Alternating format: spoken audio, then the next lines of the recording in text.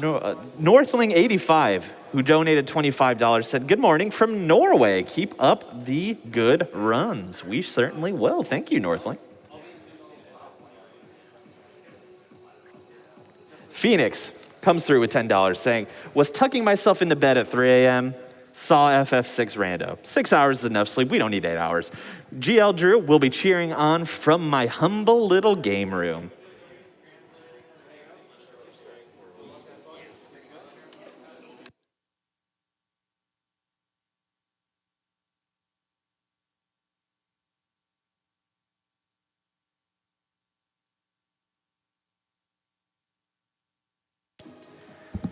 Y'all, I am so happy to report it is time. The race is here. It's time for Final Fantasy VI, the Worlds Collide Randomizer, with Drew, DoctorDT, Seto, Kiaba, and Jexvrok. Take it away, please.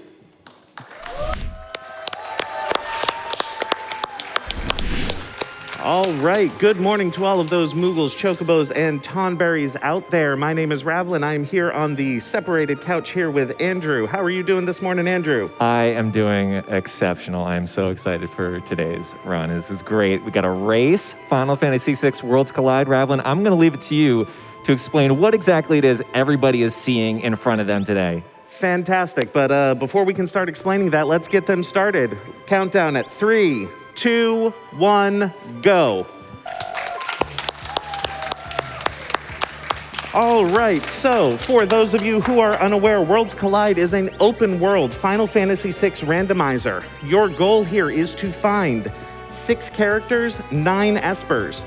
Those 6 characters and 9 espers will give you entrance into Kefka's Tower. One thing you'll notice, we all started on the airship.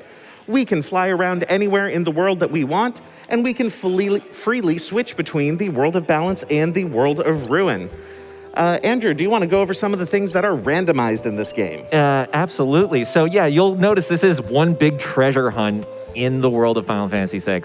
Some of the things that are randomized are, you start with 3 characters in this one. Go-Go, you guys donated for that incentive, and so Go-Go's there.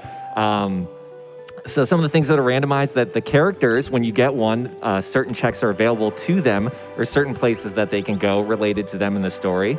Like if you find Celis, you get to go to the Opera House, and things like that.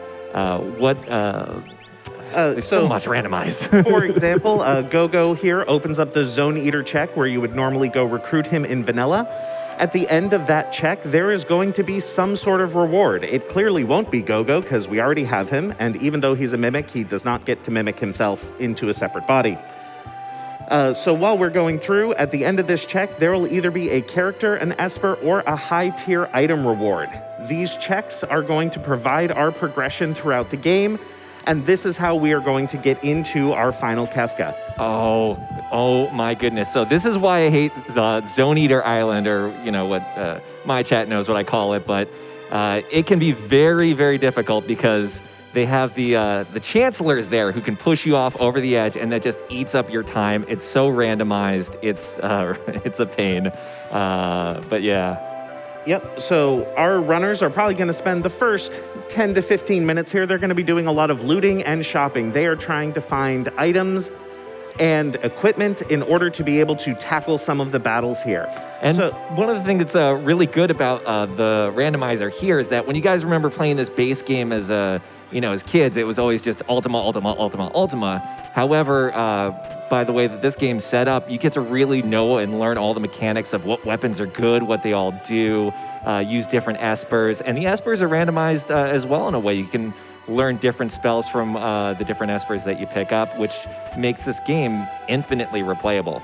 Exactly. Not only are the espers spells randomized, but any stat boost that the espers give you, they are also randomized. So you could very easily find an esper that's going to teach you Fire 3 and give you a magic stat bonus. Or you can find a bunch of espers that teach you Dispel and nothing else. I want to point out that everybody here has taken some very different routing. We've got DT finding Marvel shoes, dead check, why I love Zone Eater Island. We've got Jexy over in the Phoenix Cave. We've got Seto over in the Returner's Hideout doing some shopping and looting and stuff, and drewlith doing some looting over in South Figaro, which is pretty dense because there's all throughout the game. There are chests that have like secret items in them and all that stuff. And so the denser the location with all those items in the chests, those are the ones that people tend to rush to the first within the. Exactly. Yeah. So these runners, they're all trying to balance taking these checks and finding their progression, along with finding the tools that they're going to need to move through this race. They're going to be looking for things like super balls, possibly rods, high-tier items like Ragnaroks, Excaliburs, maybe Pearl Lances or Illuminas, and some defensive equipment as well. It's going to depend on what each racer finds, on what strategy they're going to go. One of my favorite parts about this randomizer is that there could be 6 different viable routes through the seed, and each one of our racers is going to see different things. They're going to do different checks, so they're going to approach the game differently because they'll have different tools available to them. And I want to point out, there's a lot of items that we tend to look out for as runners and players and people who watch this, and everybody on the, who's racing right now. The big things are Illuminas, which is one of the most broken and powerful weapons in the game. There's Ragnarok swords, EXP eggs, which double your experience and just make your characters unstoppable. Rods are broken and they allow you to do a lot of damage. Valiant Knife is another one as well. Those tend to be the biggest ones that everybody is hoping to find. They give you a massive advantage. Absolutely. And if you're watching this, you might be wondering, hey, these guys are running around in some, end game areas. They're not getting any encounters because we all start off with 3 Moogle Charms and anyone can equip them. So we can take random encounters as we wish. But if they were to fight a boss here or a battle, the enemies would be scaled. And the way we have the scaling set here is that it is the enemies will gain 2 levels for every piece of progression that your party gets. So for every character you recruit and for every Esper you gain, your enemies will gain 2 levels. That way the enemies sort of scale with you, and if you find, say a Doomgaze here as your first boss, you're not necessarily out of luck. Yeah, and usually at the end of most of these checks, there's like one big boss that you gotta fight in order to get the Esper, the character, or the item by the end of it too. Yep. One of the big things that we found, our first piece of progression here, Drew has found Celes. Celes is arguably one of my favorite characters in this randomizer because she does open up several checks and has several rewards associated with her. So each character has a different number of checks available to them. And, that is a lot of what determines how happy I am to see a given character. Who's your favorite character to see when you're playing through, Andrew? Shadow, first and foremost, because he's my favorite. You got Doggo Defense. You got Bad Dad Energy. He's definitely rocking it. By the way, can we talk about how none of us, everybody who plays this game, has the same pronunciation of any character's names whatsoever? Is it Celes, Celeste? I don't even say it consistently every time I play it. It's kind of the fun of 90s gaming is that nobody, because we were all reading it, nobody heard it the same way. Exactly. So Shadow, he comes with the Floating Continent, the Cave in the Veld, and Gao's Dad's House as checks. The Floating Continent does have 3 rewards associated with it, but there are a lot of battles that go along with that. But Shadow doesn't necessarily have Throw. He will have a different randomized ability. It might be randomized to Throw, but usually isn't. I was always happy to see Shadow as a kid when I was playing Final Fantasy VI, because I knew Throw was broken. Throw was really good. Yeah. So if any of our runners see someone with Throw, I would expect them to use it. Some of the other abilities that we're on the lookout here for, I see someone has Tools, and I see Capture, which is fine. It's an ability. It's acceptable. Yeah, there are certain abilities that we absolutely love to see. Throw, for me, is one of my favorites. Ooh, Chancellor. Let's see. Throw, Magitech, Tools can be very useful because you got things like the air anchor and the chainsaw that can do some instant death. Let's see, Runic sometimes helps you if you get a really difficult magic-based boss. I think Magitech might be among my favorite at the moment. Yes, so not only do we have the regular abilities randomized in, we have added some other favorites from the series. Bannon's Health Command is one of the abilities that you can have. Magitech, as Andrew has mentioned, we have added the ability to have Jump naturally and X Magic naturally. So again, it's not just what is available to the characters normally, but a few extra surprises along the way. And let's not forget about General Leo's shock, because I remember everybody loves General Leo. When he bit it, I'm sorry, spoiler alert, this was like the Justice for Barb moment of Final Fantasy VI. We all lost our minds at that moment. Absolutely. So if we're looking at our racers right now, we're about 10 minutes in. I see some racers starting to look towards some checks and doing a little bit as they're wrapping up their looting. Right now, it looks like we've either found Sellies or we've not found any other progression at all yet. So all of our racers are pretty even right now. There's no one who is really taking an early lead yet. It's really going to depend on, who finds that next thing that's going to open up the next set of checks for our runners. And it's an interesting thing, like when you're playing this game, there is a balance. Do you loot a lot and get really powerful early on so all the places that you go to are really easy? Or do you just rush them, get ahead of the game, and then, hope that you found enough stuff by the end to really get a far lead on everybody else? It's a balance that we're going to see. This beginning part is going to be who really decides to stop looting and decides to just start diving into the game.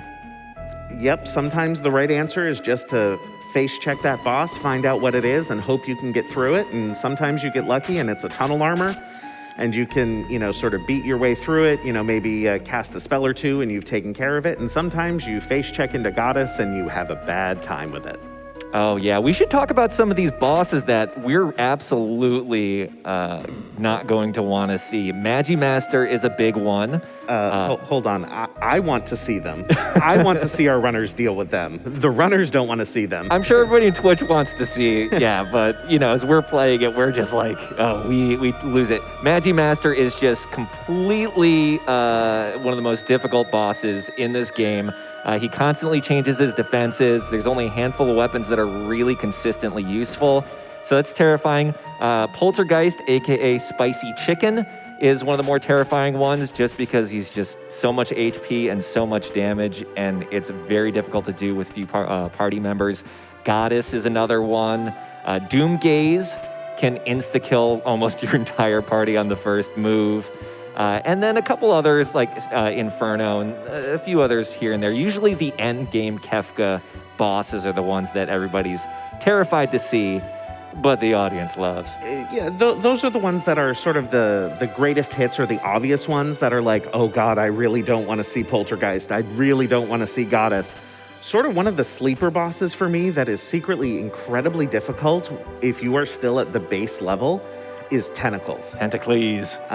Tentacles, they will slow you down, then they will grab you, and they will drain your health away. The way that ability is programmed, that ability actually is a fixed amount of damage, and that fixed amount of damage is about how much HP you have at level 3. Oof. Which is real rough.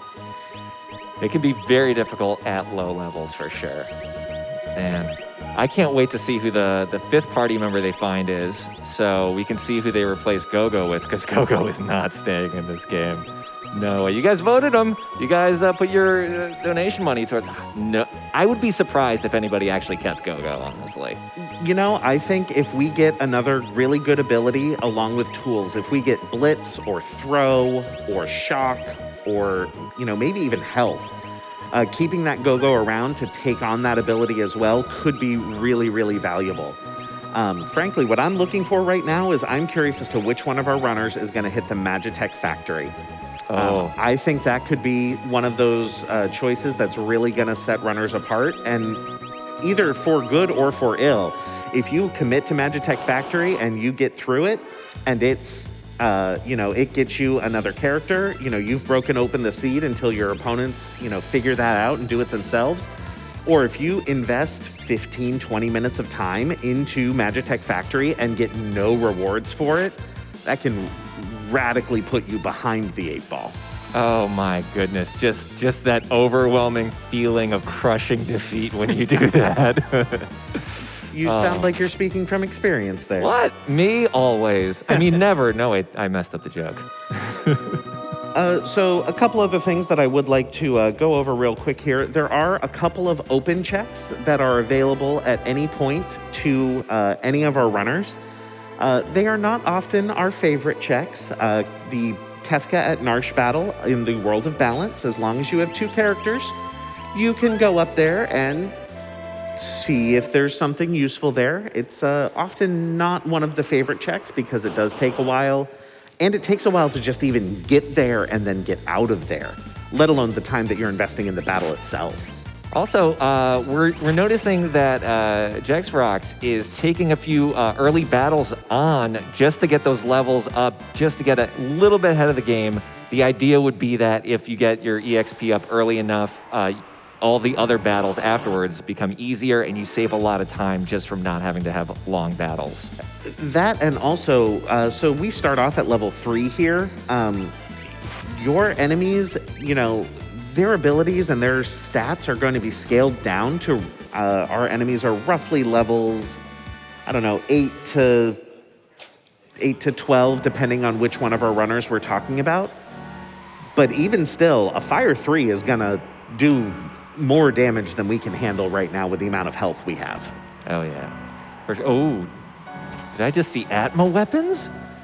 Ooh, nice. So Atma weapons are one of those items we were talking about that are really, really valuable. Atma weapons will do the most damage in the game with a handful of exceptions. If you get a high enough level and you get a high enough amount of health, they'll basically do 9999 damage, which is, everybody in Final Fantasy land knows that is the maximum amount of damage.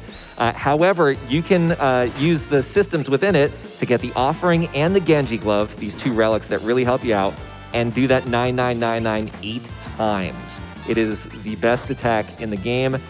If it happens, it's amazing. Yeah, it takes quite a bit of setup to make it happen, but there is definitely quite a bit of reward. Some of the other things we might be looking out here for offensive choices, we're looking at, tier 2 and tier 3 magic. We're looking for Ragnaroks and Illuminas. We're looking for, we have tools. I'd be on the lookout for drill and chainsaw and flash. There are a lot of options available to our runners, and sometimes the answer is you got to pick up some mid-tier weapon like a sniper or a man-eater and just start swinging it because you don't have another choice. And just so you guys know, there are no weapons or anything that aren't in the game, so you cannot pick up General Leo's corpse and cudgel over Chardanook or any of the bosses. It's not in this game yet. Yeah, right now we have all of the vanilla equipment in the game is available to you. That is something that is slightly randomized here. What equipment each character can wear. They can wear everything they can wear normally in the vanilla game. And then for each other piece of equipment, our characters have a 1/3 chance of being able to equip it if they couldn't naturally. So for example, Sabin has a 1/3 chance of being able to equip an Illumina if we find one. We won't know until we find one and then try to equip it. Although Sabin never has the ability to go sleeveless because he's got to go suns out, guns out all day long. Absolutely. So looks like we've got a couple of different checks here going on. Drew is fighting a Chardanook and has gotten through it with his lock alive, but no one else. With 3 characters dead. Guys, give him a round of applause for that. My goodness, wow. All that for a Ragnarok Magicite, too. And, that Ragnarok Magicite could either be great or it could be really disappointing where it has mute and fire. Yeah. Mute is one of those useful things. We'll talk about the final boss fight, but these runners are going to have that in their mind. There's a handful of things that they're looking for throughout the game that it's really going to help them out with the final fight. Mute is one of them. Instant death magic and attacks is another one. protection against instant death on the 3rd tier, which will be protected by 2 espers we really want to see, Golem and Fenrir. So they'll be looking through that stuff throughout the game to hopefully not die in the final fight, because the final fight is very much a make or break situation in these races. So even if it looks like your favorite racer is ahead, it really does come down to who can make it through Kefka final battle the fastest. Absolutely. Now, all of the options and the randomization and the choices that we're talking about here, these are all flags that are available in the randomizer, so you can change this to be the experience that you want. For these races, we typically have the final Kefka battle be unscaled. It's a vanilla final Kefka battle. That way everyone is shooting for the same target, and everyone sort of knows what to expect and knows how to prepare for it. So even from the very beginning of this seed, our runners are looking for things to help them get through that final Kefka battle. They are worried about getting through the fight that's in front of them, but that Kefka battle is in the back of their head the entire seed. Yeah. And we just saw drewlith pick up that, I believe it was the Force Shield in the Ragnarok spot too, which did I mess that up? He did pick up Force Shield, right? I believe so, but also I just want to point out, Jex just picked up possibly one of the most game-warping items. He just picked up an experience egg. Ooh, okay. And a ribbon, and he already checked the Curse Shield. So one thing that is randomized here that has come up because we have lock, when you go into the World of Ruin Narsh and go retrieve the Curse Shield, we're not going to make you do 255 fights to uncurse that shield. I don't have time for that, do you? I have a lot of time on my hands.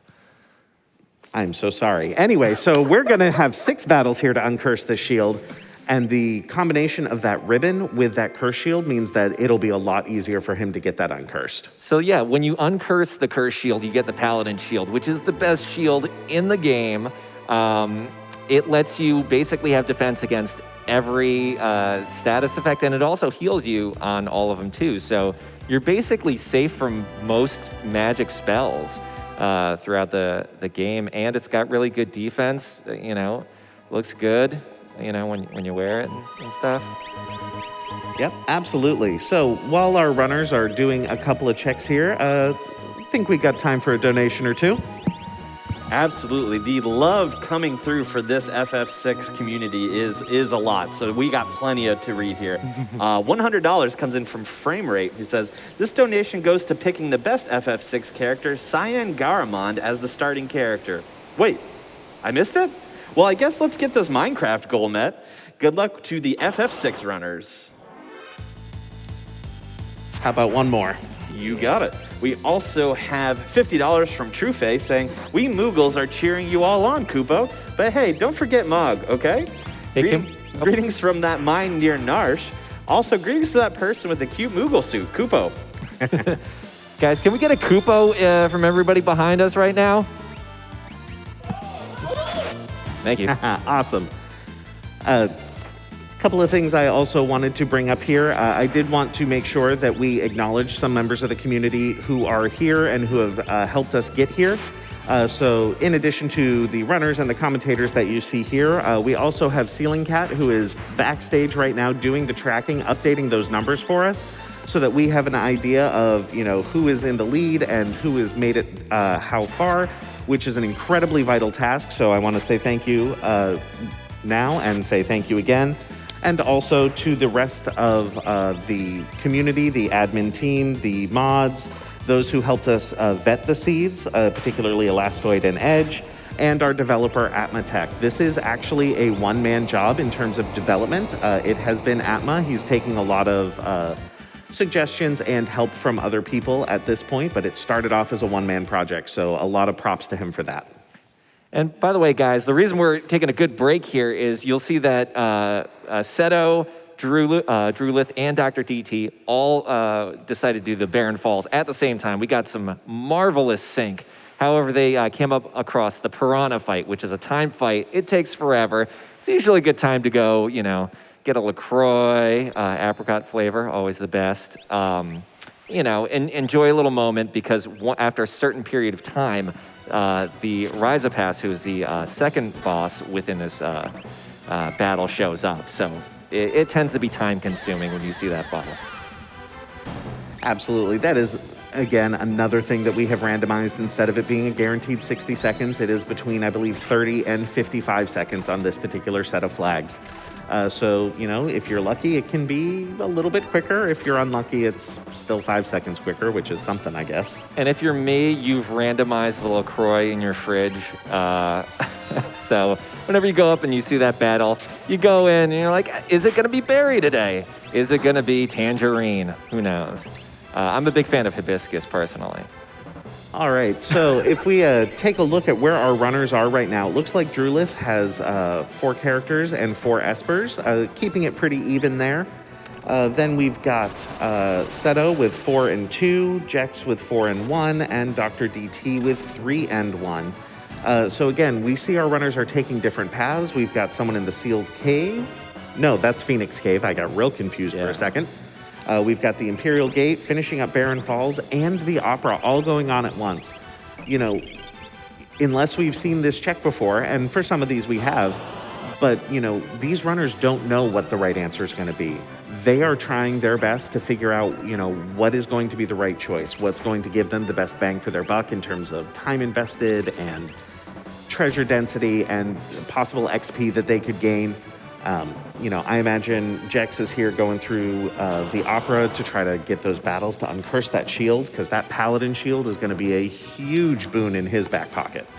Oh, yeah. And everybody's kind of retracing their steps at the moment. At the end of the Imperial camp, we've got the Snow Muffler, which we already saw gotten, which Snow Muffler is basically just physical damage is not going to do anything. So it's a really good piece of armor that the runners do like to see. But it's pretty non-essential, so by the time this check's done, it's going to be a little disappointing just for the fact that it's not an Esper character. These guys want to go as fast as possible.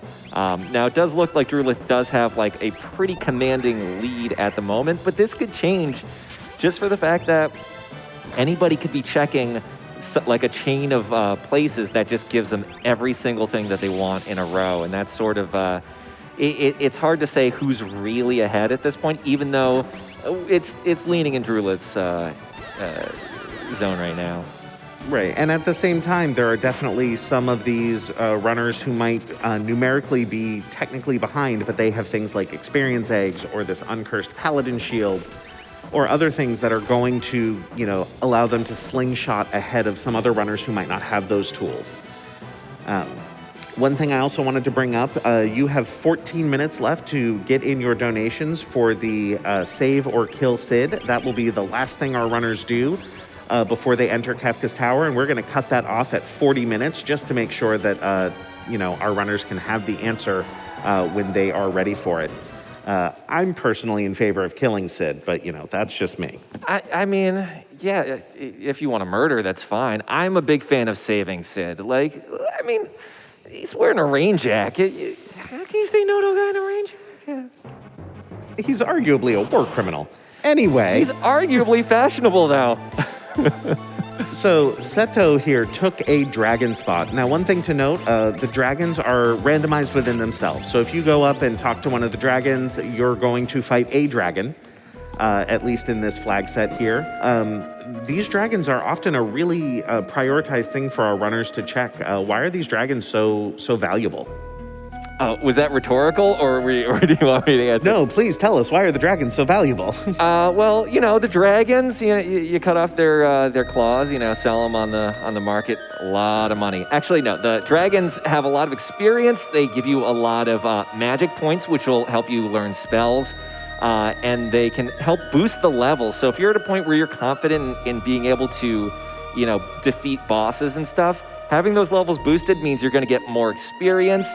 They're going to be more difficult, but you're going to get more experience and get yourself ahead of everybody else faster. So there's a good reason to want to take them on. Plus, at the very end of the battle, you usually get an item, just like you do in the original game, and that's randomized as well. So getting an offering, getting a Genji glove, getting a Minerva, or even getting like a flame shield, all could be like game-changing things that could be very useful. Yep, I will note that Jex just did get the 5th character, the first time we've seen a new character here, and unfortunately it was Umaro. Oh, can't get rid of Go-Go yet. The lemon starburst of the group right now. I think people give Umaro too much, crap. You know what? Umaro has some of the best stats in the game. He's really strong. I'm with you on this. I think Ravlin, actually watching one of your things, I think it was you who put a Valiant Knife offering on Umaro, and we just watched the Yeti go to Yeti Town. The unfortunate thing is that you cannot control whom he targets or what he does, and that's a risk at the best of times. Details, schmeetails. So it does look like Drew is the first one I've seen taking this dive into the Magitech factory. At this point, you're 29, 30 minutes into a run. You're at 4-4. You've got the Magitech factory. Is that a choice you're going to be making there, Andrew? It's a great place. I know you were excited for it. Usually if I'm running this, like Magitech, and a lot of runners will do this, they'll check the first 2 places where you fight the 2 first bosses, because those can both be espers. And then by the time you make it to the very end, it's lengthy to make it all the way through in the vanilla game. There's a lot going on. We go by your favorite character that you want to see dead. And then you got to go through the whole part where you're on the mine cart, which anybody who's played Donkey Kong Country for SNES knows mine carts are never easy, but it takes a long time. So usually you'll see people warp out or dip out after these first 2 boss fights. It's a great place to get espers, and especially with everybody having kind of a low character count and a low esper count right now, getting as many espers in a row is kind of a big deal. Yeah, and I actually wouldn't be surprised to see Drew commit to the end of the Magitech factory. There are a few checks in the game that we have made it so that you can't get an item. You're either going to get a character or an esper, and that last check out of Magitech factory is going to be guaranteed progression, but you have to fight 2 bosses and several other battles along the way. So it's one of those risk rewards. What choice are you going to make? Yeah, we're seeing a lot of the places that usually, there's a number of places that in the back of our minds as runners, we're like, this is going to take a lot of time. Like we're seeing the Serpent Trench right now. If you remember that, there's 1 helmet for 4 people. And it was great. Everybody got cozy and wore 1 helmet for gosh knows how many hours underneath the... Oh, no, wait, that isn't this is Burning House? We found a Strago. I personally missed Strago coming in here. I miss Strago so much. Normally runners don't miss Strago much. Strago tends to have weaker stats among all the original characters in here, and usually his base stats are pretty low. So people tend to not be super happy. Plus, Strago opens some very long checks that runners tend not to like. Ebot's Rock. Fanatic's Tower, Burning House is notoriously lengthy, and I think that just those 3, I believe. Yeah, those are the only 3 checks, and I think the shortest one of them averages over 2 minutes for a single reward, which is just not a very good, value for your time here. Yeah, and so you guys can see in this randomizer, 1 character opens multiple locations available for you to check and see if there are things there. Some characters open more, some characters open less. Umaro only opens 1, Go-Go only opens 1, Strago opens 3, Shadow opens 5, I believe. So certain characters do have that value to them. Celis opens up 5 as well. Yeah. Yeah, so you might notice that Jex just reset out of the Phantom Forest. If you go in to do the Phantom Train, you can check the caboose, see what your reward is going to be, take it immediately. And if you don't like it, like Jex just didn't like what he saw, reset out, and now he knows I don't have to go there, I'm done with it, and I don't have to commit to the time that it takes to get through this check. Exactly. Ooh, Burning House. Oh, by the way, I want to point out, DoctorDT just was able to walk right past a flame. Now, that's actually something, it's a trick that you can use within this game that, Ravlin, you may know the the actual reasoning behind this a lot better than I do, but you can pass them at certain frames and timings where you can get by those automatic characters, and that's used in the Narsh battle with precision, but also can be used in this burning house as well. Yes, if the NPC and you are both taking a step at the same time and you pass during that step, you won't get a battle. That's something that's really hard to predict here with the flames at the burning house because their sprites are the same facing every direction, so you don't know where they're going to go next. Whereas the soldiers in Narsh take a very fixed path, so you're able to predict that a little bit better. Drewlith took down the Inferno, who is one of the end game bosses here. Not one of the final statues, but one of the end game Kefka's Tower bosses. Very difficult to beat Inferno. So, and is rewarded with an Esper. So, that's kudos. Also, that Pearl spell coming in handy too. Pearl is often not one of the more sought-after spells here because it is a very high power. It does cost a lot of magic points, but frankly, it just takes a long time to cast. Yeah. There's certain spells that are really good, but they take a while. Ultima is not going to be found in this one because we turned it off because it's so overpowered. But Ultima always took a while. Flare, Pearl. Usually you'll see these runners try to find tier 3 spells like Fire, Ice, and Bolt, and those tend to do a lot of damage without taking too much time. Absolutely. So while we've got our various runners in some of the same places taking a couple of battles here, let's do another donation or two. Sounds like a plan. We have $10 from Luce or Luce saying, here's my 10 gil contribution that I drop every GDQ event with a 100% drop rate. Glad to see an FF6 randomizer race this year. You rock.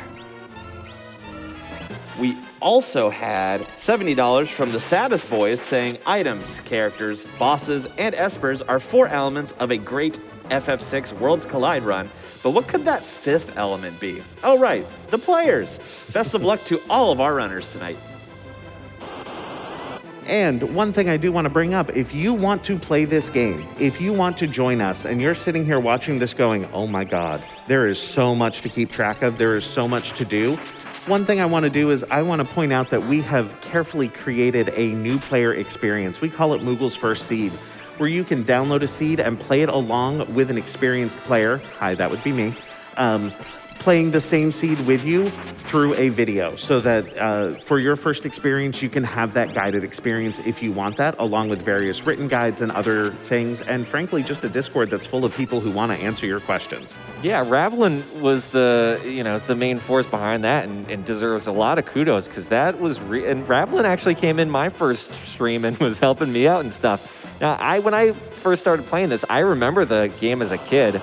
And when I picked this up, it was pretty easy to figure out from a beginner's standpoint. It's just all the details and all the things that you learn to craft and get really good at it. It just, it's just more time into it and more kind of understanding of the game. And even the runners that you see in front of you will probably discover something new within the next, few gameplays. It's like we're constantly discovering, oh, this boss is weak to this, or oh, I didn't know you could do that with this weapon. It's kind of like Othello, quick to learn, but a lifetime to master. Absolutely. I was trying to figure out if you're going for the board game or the play there for a moment. I couldn't work Starburst or Croy back into it, so we had to go to the board game. Yep, so right here, we actually have the Atma brothers being fought on 2 different screens at once. DoctorDT is fighting the bigger Atma brother here, while Drewlith is facing the much less frightening Atma weapon, who usually resides on the floating continent. So we do see Drew going through the end here of the Magitech factory, so we are going to see someone go all the way through that. And Atma on DoctorDT screen is not an easy boss, and unfortunately that dance that was picked is going to be healing Atma. Atma, the older brother, absorbs the non-main elemental spells, so he'll absorb wind and water, but is weak to fire, ice, and bolt. Almost near simultaneous defeats. By the way, they both were using super balls quite a bit in that fight, which really helped him out. Ravlin, do you want to talk about like the math behind Super Balls and why we love them so much? You can speak for yourself. right, Super well, Balls never work for me, so.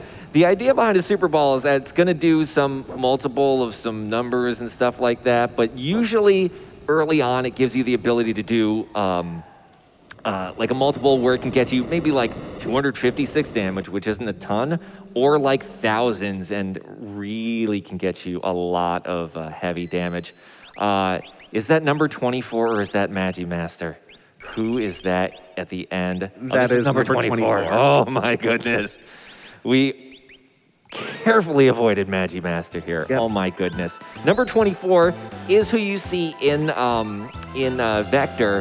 However, the number 24's brother, Magi Master, who you see at the end of the Fanatic's Tower, is terrifying. So number 24 is sort of like the light version, the LaCroix of the Magi Master brothers, if you will. So Drew here is going to show us what this final reward was. I believe it was an Esper based on what our tracker updated. Jex is going to find that Esper quite soon afterwards. DoctorDT found Terra at the end of the burning house, which definitely means lots of checks are available to him now that were not available before. And it looks like one of our other racers is not far behind him there. He's going to find that Terra as well. So Terra opens up 5 separate checks. If you walked into a Terra at this point, where would you go first? You got to do Welk immediately. You got to ignore the Leet River entirely. Yeah,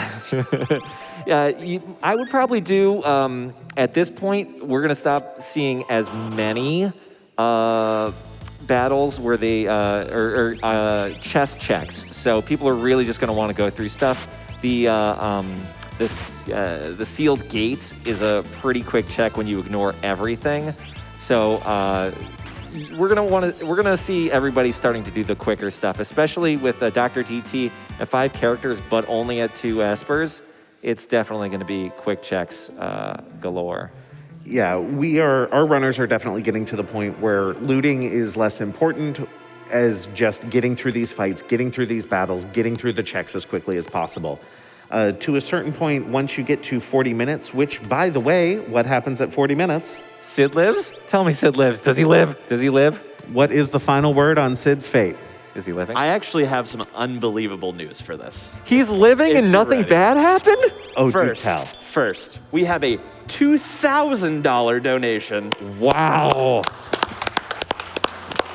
This comes courtesy of Green Monkey with a very simple message. Wow. Let him die.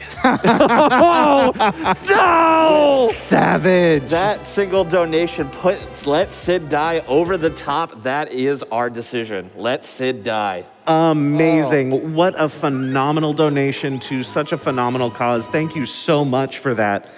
And this bid war, so as one of the head admins of Final Fantasy VI Worlds Collide, I've been keeping track of how much money we've donated to charities because we've done a lot of different marathons. That donation on its own doubled everything that we had done before. So amazing. Thank you so much for that. And thank you for all of the money that has been donated for this game in addition. Absolutely. And Green Monkey, while I don't necessarily agree with your decision of pixel murder, your generosity is very, very kind. And thank you so much. All right. So Seto is finishing up the burning house. It looks like DoctorDT has found Chartanook. Chartanook is one of those obnoxious bosses that's often a challenge here early because it flips between the angel and the demon. And if you attack and kill the angel, it doesn't do you any good. It just comes back. Chartanook was the painting in Owzer's mansion, if you remember when you rescued Realm. I want to point something out. Seto is using Dragoon strats, which is one of it tends to be a love it or hate it with certain runners. I've already seen some of their runners sell dragon horns and be like, nope, not a chance. Other runners love it because it can allow you to do, I believe, 2.5 times as much damage if you have a lance on you. And with the dragon horn and the boots, you can do up to 4 times damage. And if you have fixed dice, you could potentially be doing a ton of damage. and it's a really consistent physical attack strat, but also at the same point, if you don't have high-leveled characters, or you have people who have better spells and attacks, sometimes that just needs to go on the wayside. Yeah, absolutely. So we've seen Dragoon strats, we've seen various kinds of magic, we've seen Jex using tools. We've seen our runners employing every single strategy available to them. I saw Drew using X Zone. That's not a spell that we see very often. There to take out a Gigantos. Gigantos is always an enemy that you are very happy to see as a runner because they give you the most XP per level. And Seto sees that Terra and does that happy dance, and let me tell you, I'd be doing that happy dance as well. I believe, are we gonna, no, I thought we were in the world of Ruin for a second. Jexy is probably about to go hit up, monster in a box. By the way, let's talk about these monsters in a box. Why the runners are checking it. Part of that reason is the monsters in a box can give you potentially the fight against Katana Soul. The prize for that is an offering. Now, the offering lets you do 4 times attacks. It does diminish the amount of damage that the attack does, but if you have something like a Valiant Knife or anything that really boosts up your ability to attack, it's still 4 times damage that lets you break that 9999 barrier with what you're doing. And if you have fixed dice, which does a questionable amount of damage each time because it is a roll of dice, you could be doing a lot of damage in that attack. Oh, absolutely. And some of the other things we might be looking for with those monsters in a box, sometimes you're looking for the all over or aloe vera. If you find that early, it will go down to a single Revivify or Phoenix down, which can get you a couple levels early. These Gigantos, like I said, give you the most XP per level of any enemy in the game. They are incredibly valuable for that reason as well. And sometimes you are just looking for, sort of a known quantity battle. Maybe it's some Whispers, maybe it's a Lobo. You're just looking to get something to get you through to that next level, to that next step. Some of the checks you're seeing right now, the cave to the sealed gate, that one building before you go into the cave is a ton of boxes, and usually that's what runners want to see. We're seeing Jexy taking the climb up to World of Ruin Narsh, finding a red dragon. Also, I just discovered recently that same wind noise is used in Chrono Trigger as well, the SNES wind sound. It is. So I see Jex doing this dragon here. Again, looking for those high-tier items, those experience points and magic points. Also on the way up, he'll be able to hit Tritalk, which is a check that's available at any time, but it can only give you an item or an Esper. And he is our runner who found that Umaro, so he is able to go do that Umaro check, and I don't think anyone else has found him, so that could really set him ahead if it finds him something that he is looking for. Now in this, that's a snow muffler. That might not be too bad. Depends who can wear it, but you can get a peek into who's at the end of the Umaro cave in this game by going to the World of Balance and then seeing if anybody pops out, and if nobody does, there's no character there. But if there is, sometimes that's a little sneak peek to say like, oh, if I do find Umaro, maybe I should go get the character that's up there. If it's a realm or a shadow for me, it's almost a guaranteed yes that I'm going. Yep. So right now, again, it is really hard to tell which one of our racers is in the lead. Two of our racers have the character requirements, but are really low on Espers. Our other 2 racers are a little bit higher on Espers, but missing the character requirements. DoctorDT just did find a Shadow, which is an incredible find in terms of, check density and being able to, look for new things. And also, like, that Gao's dad's house, that is an instant check. That is in, out, and on your way. Oh, yeah. And like I said, with Shadow, you got the doggo defense. Every once in a while, Interceptor. Oh, look who's at the top of Narsh. That's Edgar. The dog will take hits for you and, just walk away because that's what dogs do. Edgar is an amazing character to get. Not only if you use him as a Dragoon is he exceptionally powerful, but he gives you a lot of really good, easy checks like his throne. His ponytail game is on point. He does make capes fashionable. Edgar's all around a great guy. Right. He also gives you a discount of the shops in Figaro Castle and in the World of Ruin South Figaro Town. Although that one, they don't tell you about it. It's just on you to notice it in the vanilla game, which I find fascinating. Oh, yeah, that's right. He does do that. So this Narsh battle, let's talk about this, by the way. Usually, when you're playing this in the vanilla game, this is early on and you're just going to, usually runners will just fight all the battles and then the guys will show up back at the beginning and then you just try to get through as many battles as you can. DoctorDT did the skip, by the way, where when the soldier was moving up, he was moving down at the right time and was able to skip by that. Going to fight Ifrit right now.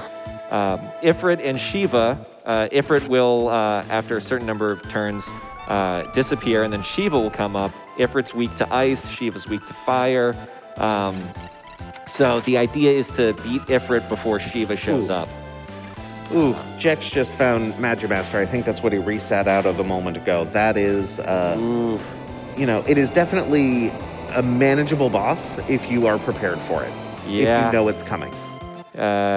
Jex is looking through the item list, seeing if there's anything that's really gonna help him out, and it looks like he might be struggling a little bit. Yeah, that 33 damage isn't gonna do it.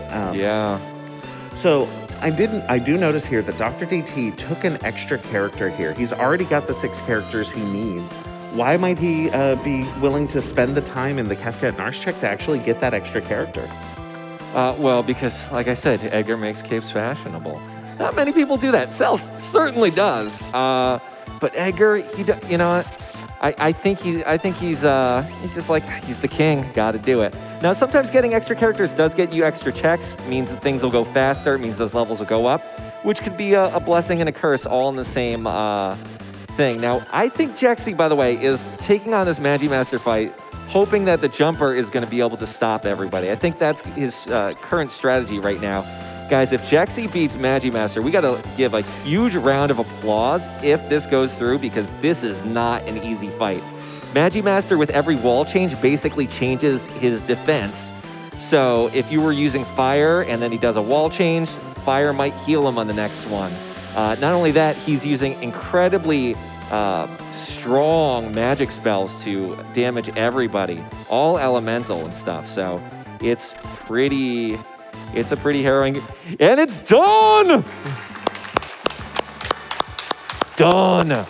Getting a mega elixir for that, and an Esper. There we go. Nice. That's what we need. That's what we're looking for. We are looking for this progression. That is huge. Corrado, not necessarily the most known Esper for attacks. Now, there are a couple Espers that we are looking to pay attention to. Golem is one who will give you, like, basically physical attack defense. Fenrir, same, but in a different way. Palador will let you jump. Siren will let you cast Mute. Unicorn will basically remedy your party. Madwin looks cool. Yeah, and occasionally you can use Shout to take out an enemy who is weak to instant death. But other than that, I think you hit basically every... Odin and Raiden will insta-kill as well. So some of the Espers do have the ability to be used. You can summon them, in this game. And the animations aren't really that heavy. So some of them can go be really useful. Yep. Also, another reason that we might look for extra characters and might be willing to take them. So we have a flag on here that's sort of let's call it a mercy rule almost, where if you end up with 3 more characters than you need or 3 more Espers than you need, you get to skip most of the beginning of Kefka's Tower. You end up right at the 3 switches just before the statue fights. So if you're already at 7 characters and you see one and it's going to be a quick check, it might be worth it to grab another character and hope for that 9th character to cut out the whole puzzle beginning of Kefka's Tower. Yeah, it's sort of a bonus rule we gave ourselves at a certain point, just because we've all done this so much, and why not even it out, especially if you get to the point where all you're getting are Espers or all you're getting are characters. to keep the race interesting and going. It's just one of the sort of very particular things and adjustments that have been made in this randomizer to even the playing field and not make it so straightforward. Like things like getting rid of Ultima. And within the randomizer itself, you can play this game very simply, standard seed, have fun, race everybody, and kind of get to know the rules of that. Again, one big treasure hunt, and that's all you need to kind of think of when you're playing with your friends. Or if you find yourself really getting into it, really customizing it, and having a lot of fun just playing with the variety of that. It really is up to you what you want to do in this randomizer. Absolutely, and we did just see both Seto and Jex take care of another set of palette swaps, or brothers as I like to call them. The number 128 and Inferno fights were killed at the same time. Now, pugs are pretty awesome because you can steal Minervas from them. Minervas have a ton of magic defense. They're also, pretty cool. But we're seeing the Warpstone used because they could also just eat up a lot of time. You can steal Minervas from them or maybe even win one from the fight, but sometimes the runners don't want to take all the time to do that. Again, we are moving quick. Absolutely. And it looks like we have a brief moment here. Do we have another donation we can read out? Oh, yes. Keeping you on your toes. Oh, absolutely. We have plenty. We have $150 coming in from Subsarian, who said, wouldn't miss my boy Seto Kiaba's race for the world. Good luck to all the runners. Fantastic. Thank you so much. Once again, thank you so much, everyone, for the love and support that you are showing our community here. I just hope that we can repay it when you guys come to visit our community and join us and play this game along with us. Yeah, honestly, I think what would make my day, and this is to you guys out there, I want a donation with your favorite Starburst or your favorite LaCroix flavor, just to keep everybody on their toes, because quite frankly, I don't think anything beats orange right now. It's so good, both in Starburst and LaCroix. I'm going to have to go for the passion fruit LaCroix personally. Ooh, that's a good one. Anyway, so Seto did just fight one of my favorite bosses here. It was the original Ultros that you normally fight in the Elite River. And it's my favorite because of the sprite. When the sprite comes up, it looks like he's swimming through a stone floor. And just the ridiculousness of that situation, because he's a very weak boss. And I'm like, you are not strong enough to be swimming through a stone floor, my dude. By the way, if you remember from the game, you fight 4 Ultroses. And so every time an Ultros fight comes up, it could be one of those 4 variations, which is really fun. And if you're, you've been playing this for a while, you can try to figure out which one it is. And if you're having trouble beating Ultros, that can be to your advantage. I think the runners at this point are probably, that's not going to matter much to them. Actually, looking currently at the numbers, just to keep you guys up to date with everything, Drewlith is at 6 characters, 7 espers. So it's a very good chance that Drewlith could be the first person into Kefka's Tower. DoctorDT does have 8 characters and 4 espers, so DoctorDT could get that skip and really get ahead. Jex has got 7 espers, 5 characters, and 7 characters and 7 espers over on Seto. So this really is close. We don't know who's going to end up going in first. I'm going to make a guess. I'm going Drewlith. I think that's a pretty safe bet considering he just got another esper. And it was Fenrir, by the way. Fenrir is going to cast those multiple images that basically give you physical defense. Now, we may see that actually come into play on the 3rd tier of the Kefka Tower fight, and we'll talk you guys through that, because that fight, like I said, it could be the make or break for this. The other thing that's going to be interesting to see and could very well be a deciding factor here is how you divide up your party going into Kefka's Tower. Because each party is going to fight different bosses, and if you send your party with all of the fire attacks down one lane and they hit Flame Eater, while your other party, who has no fire attacks, hits Tritalk, suddenly, you're going to be struggling where someone who made a different choice won't be. So, it does come down to very fine-grained decisions of that level of which party do you send down which lane of Kefka's Tower. And it could turn out that you make a bad decision and you get spicy chicken at the end of one of them and your party can't beat it, and then you have to warp out and then have to redo, all of Kefka Tower and lose 5 minutes just to beef up the party that has to fight, spicy chicken. So... Yeah, absolutely. All of these decisions are, becoming impactful when there's a race that's this close. Who chooses what check to do, how quickly they get through each individual boss, which various strategies they're using. It all depends. It all matters right now. There is not a clear front runner necessarily. But at the same time, that can change radically if, one player finds, the right string of checks, or if someone takes a wipe that they're not expecting to take. Oh, yeah. So right now, we're still seeing all the runners stick with... They've all roughly found the same characters. Nobody's found Realm. Nobody's found Gao. Nobody's found Setzer. Everybody's kind of found the same up to 8 characters at this point. But... we haven't seen any huge divergence from that. So this means that everybody's going to be checking roughly the same checks. The order that they've done it is going to make a difference for sure. But this also means that we're going to probably have everybody ending up in Kefka's Tower around the same time. I'm going to guess within the 110 mark, everybody's going to be in KT. I think that's an entirely reasonable guess. And if someone's not in KT by 110, there's a good chance that they're going to be taking the skip, and then that'll catch them up very, very quickly. Oh, yeah. I think DoctorDT is going to be making a goal of that skip, given the Esper count right now. Yeah, absolutely. I would be looking probably to take the auction house at this point. That auction house can get you a couple Espers. All it takes is a little time and money. But there's a fairly low chance of finding something that's unusable. By the way, guys, this might happen. Is it going to happen? 6, 7. Oh, no.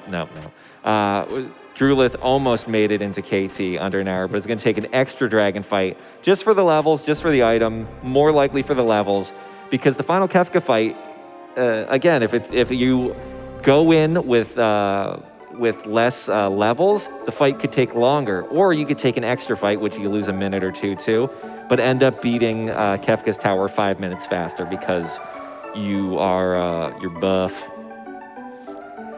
Yeah, absolutely. So right now, at least one of our racers is fighting some of that auction house RNG. It is random. It's a series of coin flips behind the scenes on what items will come up when. There can be up to 2 Espers here at the auction house, just like there are in vanilla. Although sometimes those Espers are going to get randomized somewhere else and you're just going to have lots of items. The gentleman at the door will tell you if there are still glowing stones available, so you won't just waste your time. Oh, the auction house is so infuriating. But it can be one of those things that really does make or break it. Because in the original game, you could get, I believe, 2 Espers from the auction house. Do you remember which ones were there? I believe it was Zone Seek and Golem. Golem is a big one. And in vanilla, Zone Seek had the magic attack bonus. So it looks like Pallador's there. Like we were saying, Pallador's a pretty helpful one. It casts jump on the entire party. So you can, if you time it out right, you can line up everybody's cast Pallador, and then the other 3 characters can line up their attacks. So as soon as they land, they do an attack, and you just get massive amounts of damage without having your characters take any. So that strategy could come into play. We got another Magimaster fight with Seto here. Again, doesn't matter what level you are, Magimaster is always difficult unless you have, unless you're lucky enough to have those special weapons that do all the damage. So, yeah, Magimaster definitely takes defense-piercing weapons to be able to take down effectively. Oh, look what's happening to Sid. Oh, poor Sid. Seriously, just give him the good sushi. He's gonna give him some. He is feeding the sick man. You couldn't go to Nobu and give him a good rainbow roll or something? Just throw dead fish at him? Remember that talking fish that everybody had back in like the 2000s, the one on the wall? You know what I'm talking about? Yes, It's like he's unfortunately, I basically do. fishing out plastic, those plastic fish, and feeding them to Sid and be like, yeah, here you go. This counts, right? All the microplastics in his stomach are not doing him any good. Yep. So the way the Sid event here works is he starts, I believe, with 128 HP, and then once he reaches 0 HP, he will move on, let's say. And he loses 1 HP per second, so we could just stand around for 128 seconds, but that's slow, and we want to go fast. By the way, I just want to point this out. Like in the original game, it really did look like Sid was just kind of faking it, because he looked like he was just up cleaning the house, and he's like, you know what? I should go to bed and just be like, oh man, my stomach, ooh, not feeling good. But there he goes. And there we go. We see that we have our first person who is able to enter into Kefka's Tower. He has completed the Sid event. And as part of the Kill Sid incentive, he did get an extra good sword along with it, because killing Sid is sometimes a lot slower than just saving him. It is kind of a weird thing. You feed him some bad fish, he goes, and then you're like, oh, so sorry to see you go.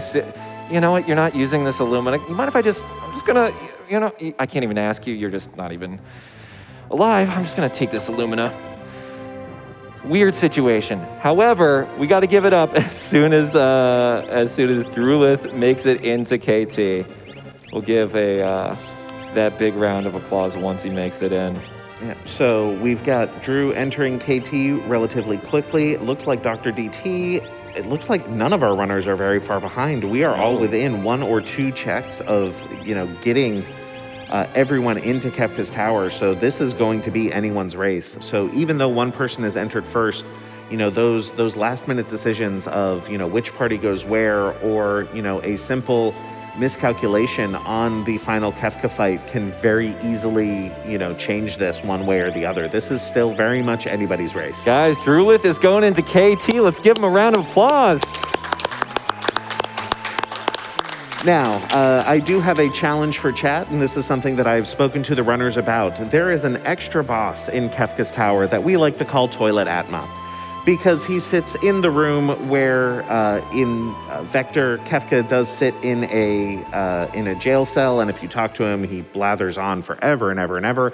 And there is a toilet in the room that you can actually sit on in the game. I don't understand why. But if any of our runners take on and defeat the Toilet Atma, I will donate an extra $10. If all 4 of our runners take on Toilet Atma, I will donate a total of $50. So I challenge anyone in the chat to join me in that. Look, I would find it weird if there wasn't a toilet in there, because what was he going to do with stuff? By the way, we did miss, Seto did find Mogosaurus Rex, but did not opt to get Moggy because it was over in Mobliz. It was going to take too much time. Seto just wants that last Esper to get into KT, so we're seeing where Seto is actually going to go for that. It looks like it might be the auction. It is the auction house, so Seto very well could be the next person in. It looks very likely that Seto will be, unless Jexy's making the climb up Fnatic's Tower. Guys, Fnatic's Tower I personally love it. I also personally hate it because you can only use magic against the enemies in here. They have a Moogle Charm, so they won't fight any. There's a dragon in here, which will give you that extra item in those levels. But the boss up here, you can only use magic on. However, at the top, there is a very good item that you can get. This tends to be a very long check, but it's very well rewarded. So this could be an offering, and with those Atma weapons and that EXP egg that was found, maybe that ends up being very useful. And there is an Illumina too, so if there's a Genji glove, maybe that helps too. Who knows what this is gonna be? The item could be awesome, it could be trash. We'll find out. Absolutely. So while Seto is fighting the RNG boss, Drew's getting set up for his first boss in KT. We're doing the Stairmaster down with Jex, and Dr. DT is going to check out one of Edgar's checks. Let's see if we can get another donation or two in here. Absolutely. We have some very interesting and important ones. We have $500 from Ben Hamilton. Ben says, Pamplemousse LaCroix for the win.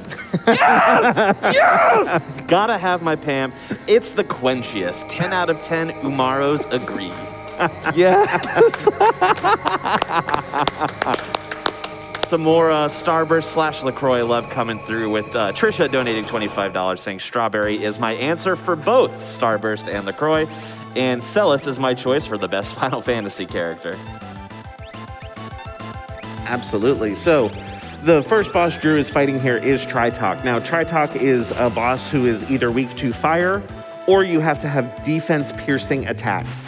Otherwise, you are going to do a whole bunch of 1 damage at a time.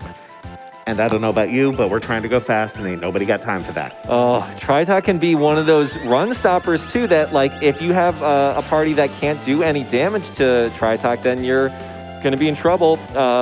Drewlith is using Super Balls to try and get through the fight, but I think a little hesitantly because you might want those for another situation. I think Drew is also putting his hands up going, well, I'm just waiting until Celis thaws.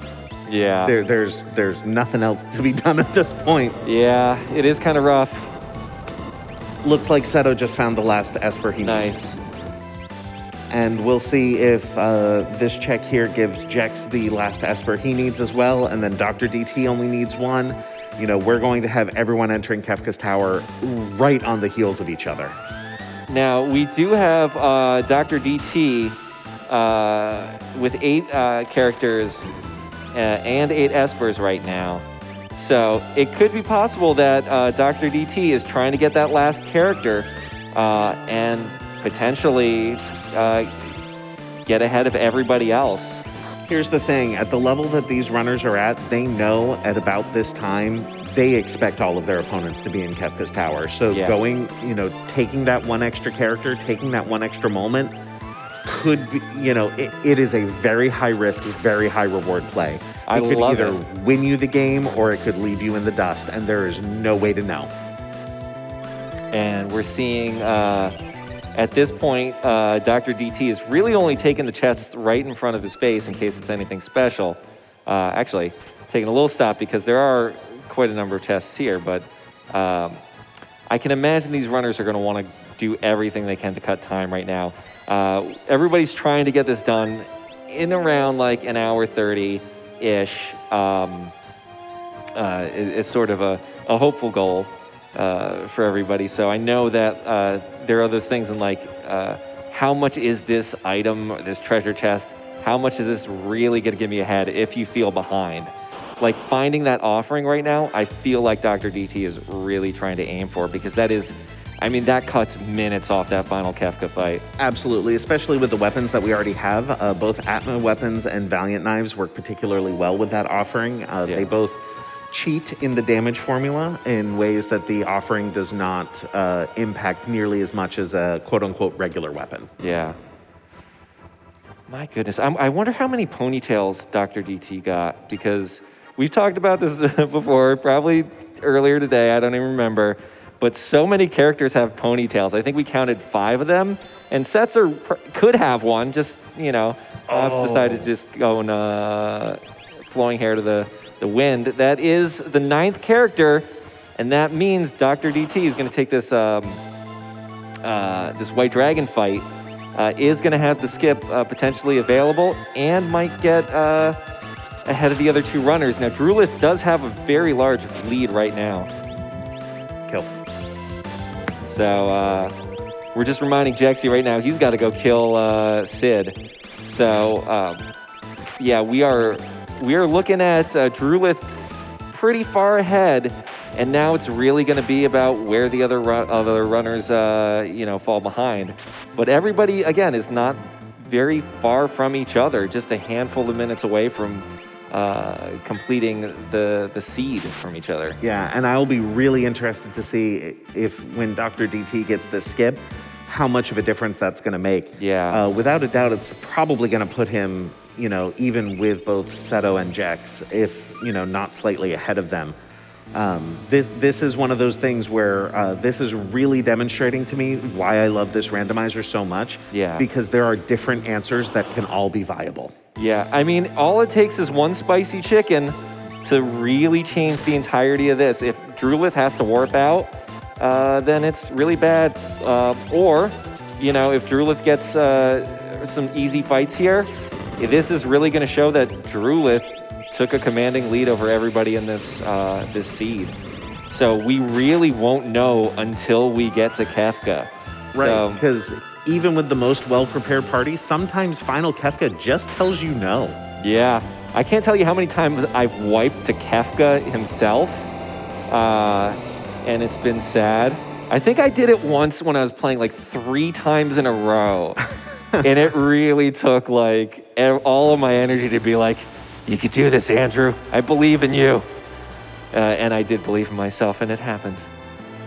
Yeah, so one of the other things to note here in particular with the final Kefka battle, so I don't know about you, but I spend the entirety of my seed preparing for Tier 3. Absolutely. Tier 3 is that tier that can just end you if you get that calmness, if you're not prepared for it.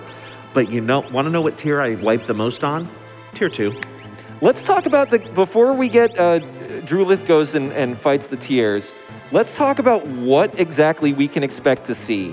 So Tier 1 is going to be a battle of 3 characters. Now, all of these are one giant statue that lead all the way up to Final Kefka. The first tier is a head and 2 hands. The head can cast Quake, so that usually you want to hit it last, or you want to get rid of it first, and the other 2 you want to get rid of last. The second tier is 4 enemies. One's really good with magic. One's really good at just destroying your team. One's really good with physical attacks. The third tier is a bust of a lady's head and a dude who looks like he's just chilling, waiting for the game to start, kicking back. The head you have to kill first because she can just basically life to the other guy, and it's just no good. And the guy who's chilling back is one of the most dangerous enemies in this entire thing and is a pure run killer. He has the ability to cast Meteor, which nobody can really defend against, and it just can destroy you. And then at the very end can use an attack called Calmness, which basically insta-kills whoever it is, unless you have physical attack defense like Fenrir or Golem. Basically can destroy your party and leave you with weak characters for ultimately the final fight, who's Kefka, whose most dangerous attack, Ultima, if you don't time his stuff right, will destroy your party. The other thing about the final fight is that if a character dies, that character, just like in the original game, is replaced by whoever you have as your backup. So you may, if your other characters are weak and you only have your strong 4, that can also really limit your game. And now I quickly explain that ravlin by far knows the tech much better than I do. Yeah, and we'll go into that as we're starting to see each fight, noticing how each individual runner is handling each tier. But that was a really good primer here, and Jex is, it appears, ready to jump in as well. And DoctorDT has searched the skies, found a Guardian flying through the sky. I don't know about you, but I would be terrified if I was flying around in an airship and found a tank flying at me. Guardian is a lot of damage. By the way, let's give it up for Jex for making it into KT. Absolutely. Now, one of my favorite bosses here, Drew is facing, and that is who I affectionately call Niles and Fraser, the Crane brothers. Not a terrifying boss at this point. You will notice that Drew hit himself with Locke, because Locke has that Valiant Knife, which does more damage the less HP your character has. So for every HP that Locke is missing, that is a single damage added to that attack. So 5,000 damage at this point is a lot of damage for sure. Now you can imagine if you had that offering, that's 5 times 4, and it doesn't take the reduction from the offering that it usually has with every other weapon. So that's a lot of damage that the Valiant Knife offering combo could do. But unfortunately, everybody checked every possible monster in a box that they could. Chances are it was on Floating Island or in Cave in the Belt. Yep. But nobody managed to get at the seed. It happens. So it does look like this is going to be drewlith, then seto, and then it's going to be, let's see if DT gets ahead of Jexy and seto at all. All right, so we have Drew coming into this final battle. This is the final cutscene, which you will notice is significantly shortened compared to vanilla. I will tell you that, these game files are like 3 megabytes, and we have to use every byte of data and every byte of information, so we will cannibalize every single thing that we can. So that cutscene, cut it in half. We kept the laugh, though. You got to do it. Everybody, do you guys know the Kefka laugh? The woo-hoo-hoo. Do it at home. Wake up your neighbors. We know what time it is. All right, so Drew is now going to pick the order of his party. You'll notice that the character names are in parentheses next to the character names. That's just so if you rename your characters, you actually know who is who. And you can also change the sprites. And this is just so that you take the right people into Kefka's tower. So right here on this first tier, that long arm is vulnerable to instant death. So that X zone, it did miss, but it is trying to hit that instant death so that it takes that long arm out of the fight immediately. The face is weak to fire, so he'll probably be hitting that with fire spells as well. Reverse polarity does slow things down because if you're in the front row, you do more physical damage. If you're in the back row, you do more magic damage, but it also makes you vulnerable if you're in the front row to physical a lot more. So that is a strategy that people use, and reverse polarity messes all of it up. So we might see a little bit of time, but not much, taken to just everybody losing a turn and getting back in the right place. Yep. All right, so while this is all going on, Seto is fighting Doom, Jex is at Tritalk, and DoctorDT is now in Kefka's tower, already at the switches. So I believe he's going to be neck and neck with Seto at this point. This is definitely a race for second place, and depending if drewlith wipes on Kefka, this could be a race for first. I know Drew was talking about one of the things that he wanted to do here was hit a desperation attack, and that's what Locke did there. It was called Mirager. That's something that I played this game easily a dozen times as a kid and never once saw a desperation attack. Basically, if your HP is low enough, I believe below 5%, your character will do an attack that's called a desperation move that just does a lot of damage. Now, if you've planned for your character to do something even more powerful, it tends to be a bad thing. But if your character is not prepared that way, it is exceptionally nice to get that extra damage. Now, Tier 1 is complete. We're on to Tier 2. All right. 4 enemies. Take it away, Ravlin. Yep, so there are 4 enemies here. You're going to notice there is a tiger face down at the bottom. The tiger face does lots and lots of damage. It is weak to ice. Right above him is a blue gentleman wearing not very much. That blue gentleman is named Hit. Hit does hit things. We're very creative at naming things here. Just behind Hit, there appears to be a piece of machinery that is called Tools. Tools has a lot of really nasty abilities. Think things like diffuser, launcher, any of those sort of technology-themed abilities that you might have seen Air Force or Guardian do in the past. That Tools is vulnerable to instant death, which is why we see another X zone. And I believe it just hit as well. Absolutely. And then in the back, the guy who I always thought looked like Gao with the yellow hair and the ponytail, that is Magic. Magic casts lots of magic spells. Once again, very creative at naming things here. But Magic has one very, very fatal flaw. He can be muted. Which our drewlith already was on. By the way, I'd give him with the shoulders and the arms a little Sabin, maybe like a little leaner, maybe like in the middle of like a cutting phase or something. Definitely has some Sabin features. Or maybe it is older Gao. Maybe it's like 26-year-old Gao. Like if he took the job that was more outdoors, maybe construction, not necessarily office, Sure. So right now we see Drew just carving through this final Kefka like just a hot knife through butter, going through as almost as textbook as this fight can go. I would still personally be a little concerned here. Hit will final death counter with 10 hits. He's got 2 characters at fairly low HP. That is something that he needs to be aware of just in case. but it looks like he is going to put up Phantom, which makes all of his party invisible. When you have the invis status, you are not able to be hit by anything physical, but any magical attack will instantly hit you no matter what. Ooh, and we're seeing that in play right now. Everybody's doing their best to just, ooh. This is, I think drewlith is pretty much gonna get this. Yep, 10 hits, no one's getting hit. Yep. And it's going to actually go very, very quickly because there's no animations here. Again, if we are going fast, Drew is definitely, pulling all of those strings. Now, he is getting ready to go up to Tier 3. Tier 3 can still cause quite a bit of issue. You do need to take care of the girl behind Sleep first. That girl will cast Pearl Wind. She will also cast Life 2 if Sleep dies first.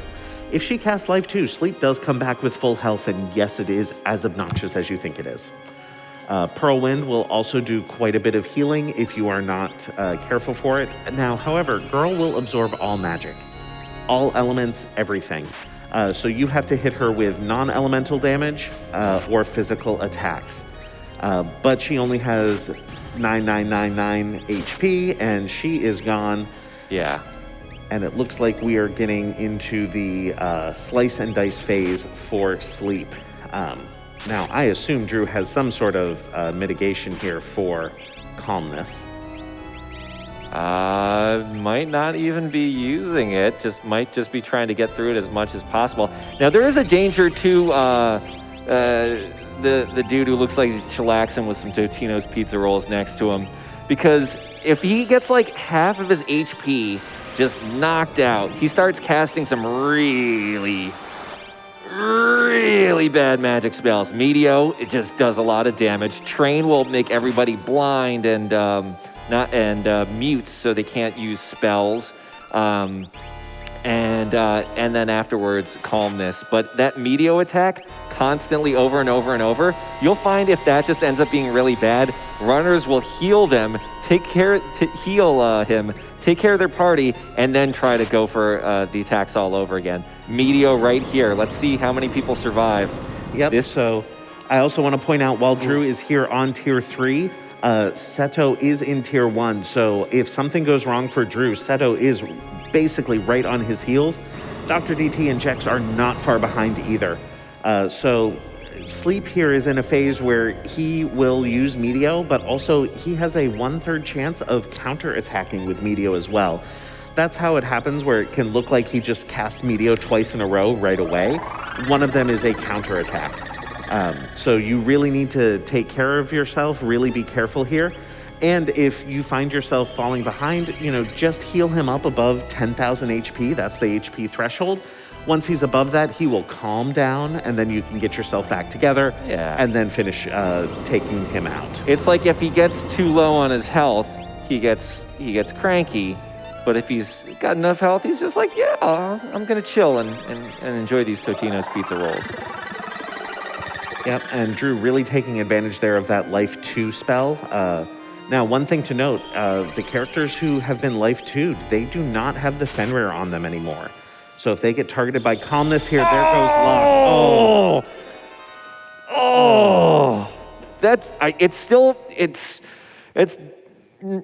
He's fine. He's going to be fine. He's going to be slower. He did lose the character who did have the Valiant Knife. Now, he definitely does have all the power to beat Kefka, just not as quick. And that, I don't think that's going to give Seto enough time to really catch up. But it does, oh, there's that music.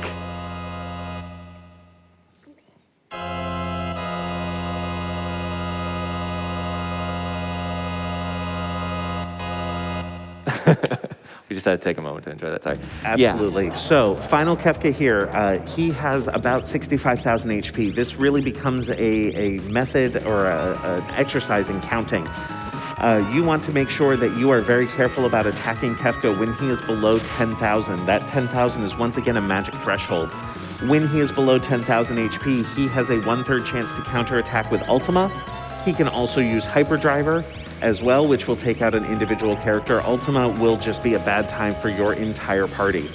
At the very beginning here, we see that he uses Fallen One. I don't see a Mega Elixir in Drew's arsenal here, so he is going through with those X potions one by one and healing his characters back up. You do notice that Locke has been replaced by Strago. I don't think Strago is going to be really participating in this battle very much.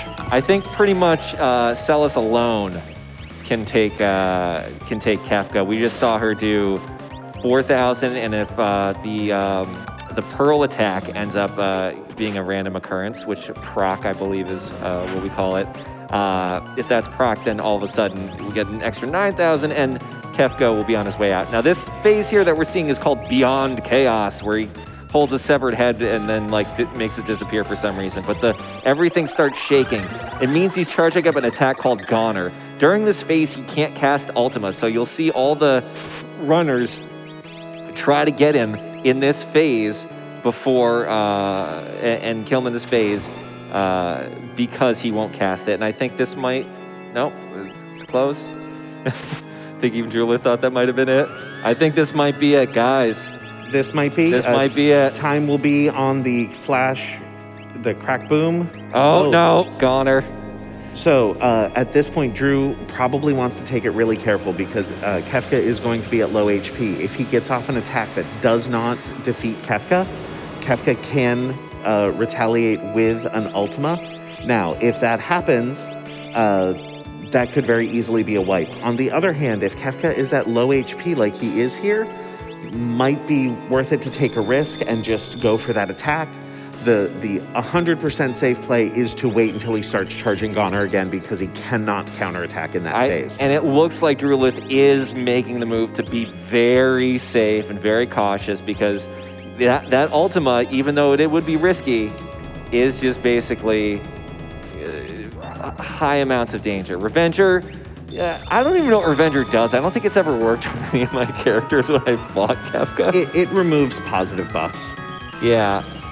So while this is going on, DoctorDT has entered the first phase of Kefka. Seto is going up to the third phase. And Jex is, again, not far behind DoctorDT. That skip really helped DoctorDT jump ahead of Jex. So Drew is now dealing with the fact that his team is both blinded and muted. We have fixed the evade bug, so blind does actually work here. Kefka is charging up, so I expect to see... Now this might be it. He was waiting for this Beyond Chaos mode so Ultima wouldn't happen, and... It's it, guys. Time.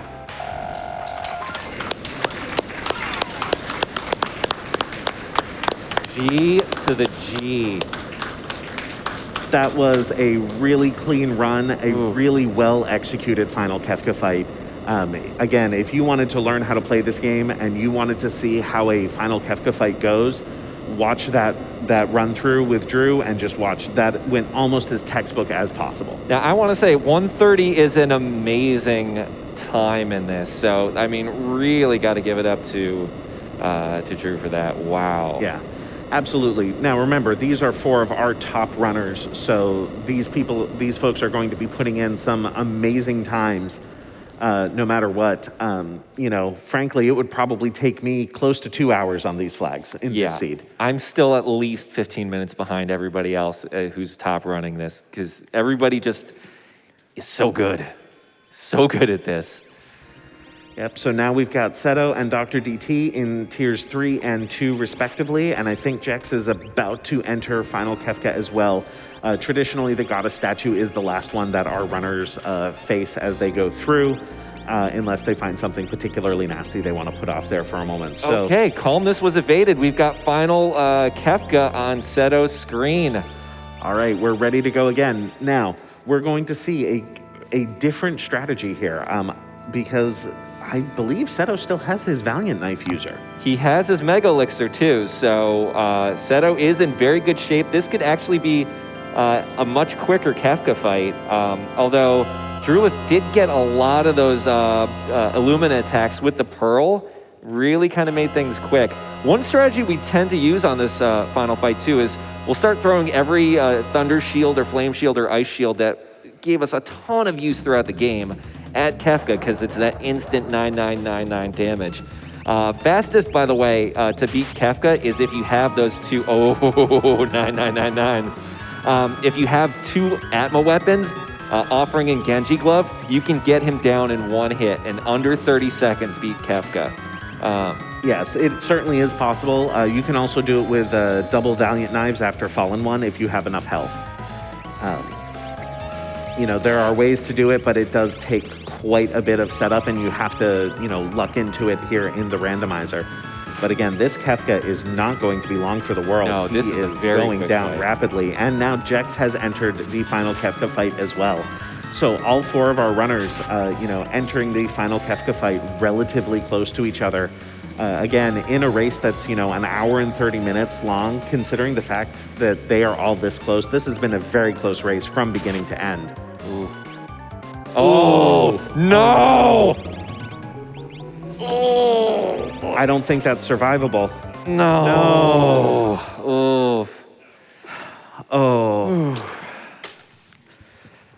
There we go. It Hey, happens. that's why you make that save there.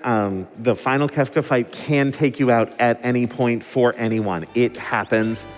But again, it's one of those you got to reset, you got to go through, because that same thing can happen to your opponents. So you want to keep going. And let's keep in mind, Seto is not out of may or may not be out of this, because quite frankly, that Ultima could get anybody, and Seto does have a lot of attack power, could still get ahead of Jexy, even if it doesn't get second, ends up getting third in the race anyway. So Seto is not out of this by any means. Absolutely. So DoctorDT is heading up to the third tier of Kefka here. Again, we are not worried about not having the non-elemental damage for girl here. All of our runners have been able to find either thrown weapons or aura lances or something else in order to take girl out. If you're relying on, tier 3 magic for the entire seed, girl can really be a roadblock for you here. Oh man, that condemned, by the way. Sometimes when you're at low levels and you're fighting tier 3, that condemned can get you down. Now there's a trick that you'll see some of these runners do, which is they'll switch to their menu, which will stop the countdown from going down. So if there are a ton of attacks already queued up and everything, you might see one runner just hang out on the menu for a little while just to make sure that they can not have that drain and then lose a character. All right.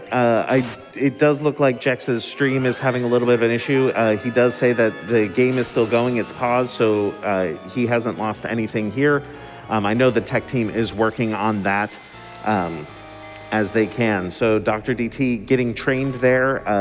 Train is one of those things that does take quite a bit of a time to deal with one way or another. There we go. So we've got Jex back here. He's going to be able to unpause and continue. All right. So DoctorDT is going into the final Kefka fight. Now, again, we have seen that this final Kefka can take it out of you if you are not careful. So I fully expect DoctorDT to, take it slowly, although he is going up without his Terra. Terra has been doing quite a bit of work here, and I don't think Gogo's going to be a reasonable replacement. Everybody knows my feeling on Gogo. He's the lemon starburst on this lemon LaCroix background that we have right now. Oh, Kefka. All right, so, definitely making use of that throw command. At this point, if you don't have it equipped on someone, throw it away. It's not doing you any good. Just throw it, get that damage into Kefka. It is possible to do enough damage to Kefka that he skips Fallen One, but it doesn't look like any of our runners are going to be able to make that happen. By the way, it's so satisfying when you start throwing Aura Lances and Illuminas and Ragnaroks and all the best stuff at the very end, when you just have it in your inventory and there was nobody who could use it at that moment. Oh, feels so good. It's almost as good as having Apricot LaCroix. Almost. All right, and the fact of the matter is that Gogo can mimic that throw and do it again without actually using up that item. So even if you only have one wing edge, Gogo will let you mimic it and let it happen again. Ooh, we are seeing, I did mention before that Tier 2 is one of those tiers that secretly gets me way more than Tier 3. We got Northern Crossed here, which has frozen 3 of the characters, which is just going to, take some time up here. Unfortunately, unless Shadow has some fire ability that he can hit the rest of the party with. So, we are, DoctorDT is got the Goner charger charging up here. We want to make sure he is going to put in as much damage as humanly possible through this. He is ripping off all of those ice shields and thunder shields, getting them used up. Oh, nobody needs those shields. Yep. Now, I have not been counting, so I am not sure how close this Kefka is to going down. We might be able to get it down. No, we have the Goner here. Still have a little bit to go. Yep. So it definitely looks like, we're going to take a little time. I fully expect, taking it a little bit conservatively here, unless DT has been counting way better than I have and knows exactly how much HP Kefka has. Yeah, and usually you can get a sense of, I don't know if you get this when you play, but I get it. Like, you just get that feeling. Like, I think I kind of know. You haven't been counting in your head, but you're like, I know how many limbs of Kefka I've taken off. Ooh, that Gogo just took a Havoc wing. And frankly, I'd rather it go on Gogo than anyone else. Look, it's like if you're eating Starburst and you drop the lemon one and you're like, you know what? If this were orange, I'd pick it up, wipe it off, put it under the faucet. But it's lemon. I think it can go. I'm just saying, it can get the Sid treatment. All right. All right. That's time for DoctorDT coming in at 139. All right, well played. Again, we are seeing that this final Kefka fight can absolutely, make the decision. And sometimes Kefka just says no. There's sometimes no getting around that. But we have both Seto and Jex at the same point here. They are pretty neck and neck, and it looks like we are going to do quite well here. This is still very much a race. Absolutely.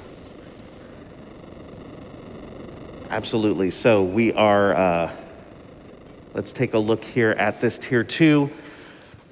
Definitely see Jex coming up with some jumping strats here.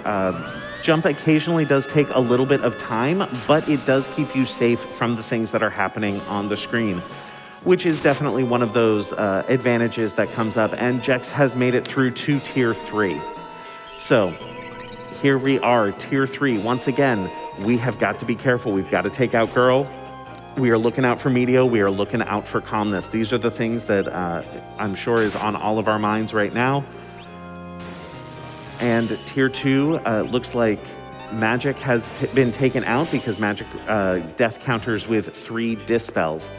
So looks like Seto is also going straight up into Tier 3. Once again, we have a race here. This is neck and neck. Wow. Absolutely. This is exciting. And, while we're going through this, I, once again want to thank you, Andrew, for being here on the commentary with me. I really appreciate it. I also want to thank all of our racers for putting on a phenomenal show for us. They've been doing great. In particular, I want to thank Ceiling Cat, who has been tracking for us and keeping me honest. Thank you. Keeping me track of where our racers are at. This literally could not be done without Ceiling Cat. Also want to give a shout out and a thanks to Atmatech, our developer, as well as our seed vetters, Elastoid and Edgeworth, all of our admins and moderators of the Discord. In particular, I do know that Boo and Jones both helped out with crafting the flag set for this particular race. To make a flag set that, really would work well in a marathon environment. So once again, shout out to everyone. Thank you so much. This is truly a team effort to get this show up here for you all. By the way, I want to give a shout out to everybody behind the scenes who's just done a phenomenal job keeping us moving and keeping this whole thing going. A 4-way race during GDQ. Got to give it up to the entire GDQ staff. You guys all deserve a round of applause. And to the amazing charity of Doctors Without Borders. Absolutely. I just want to point out, Jex had countdown on Sellies, did the final hit on Sleep, got the calmness counterattack, blocked it as the countdown went to 0, and then the transition happened so that the Doom never hit. Guys, note the sync right now. The lemon LaCroix sync. All right, so we've got a Kefka coming down here on both of our runner sides. We've got a Strago who has stepped in for Jexy. I don't think that Strago is going to be doing a lot. But both Sabin and Gogo were still in the air, which means they get to come down before Kefka does anything. That's just free damage that gets to happen there. But we got Terra doing 3 Dragonhorn hits, which is pretty amazing. So, I mean, the damage is pretty close and neck with each other. And again, Seto does have that 9999 Celis damage going on there. So we'll see who ends up being the first one to crack how in this current moment. Absolutely. And we could see that Sabin, when he was up in the air, completely avoided that fallen one, which is, again, one of those advantages of Dragoon strats. Sometimes they might be a little bit slower, but they do offer protection that some other strats don't. So it gets to be both offensive and defensive. And again, we have seen all 4 of our runners employ a variety of strats throughout this entire run, which I think has really shown off the versatility not only of our runners, but also of the randomizer as a whole. Oh, this is getting intense. These ice shields are going to go, and I think we might see this really soon on Seto's side. Really soon. That, with this hit, this could be it. Yes. Yep, time. That was time for Seto, and it looks like Jex is just 1 or 2 hits behind. That's time for Jex as well. And we all came in under estimate. Well done, everybody. Very great job.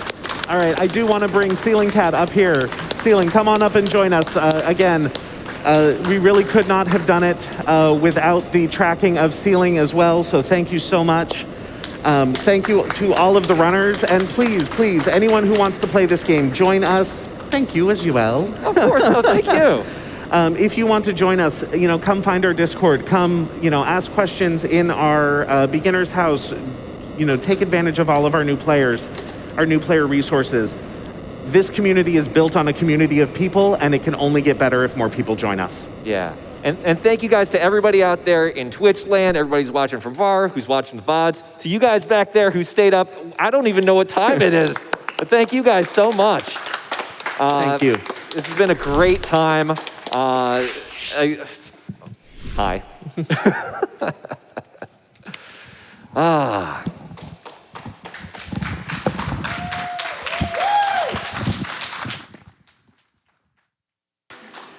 Well, I think I could speak for everyone involved that was just an incredible showcase of talent amongst all 4 runners.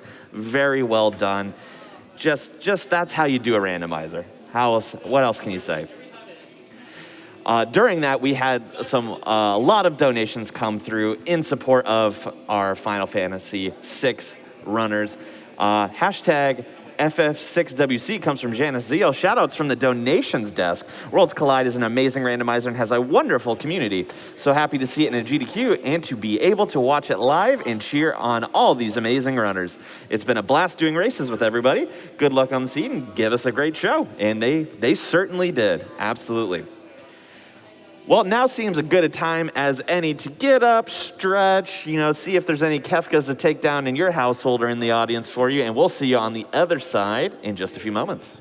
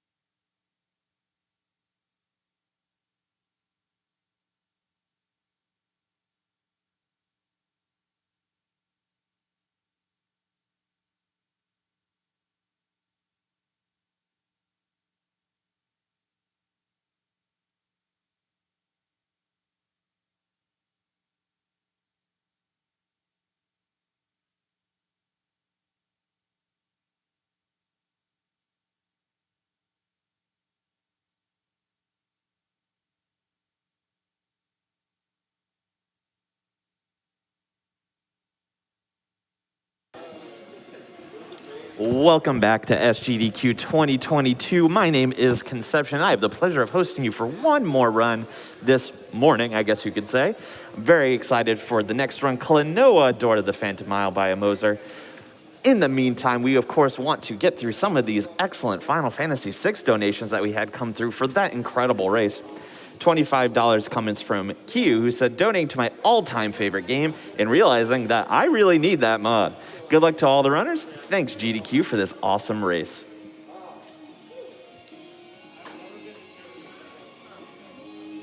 Eldritch donated $20 to give us a very simple thought that I think we can all agree with. I love Final Fantasy. That's a mood.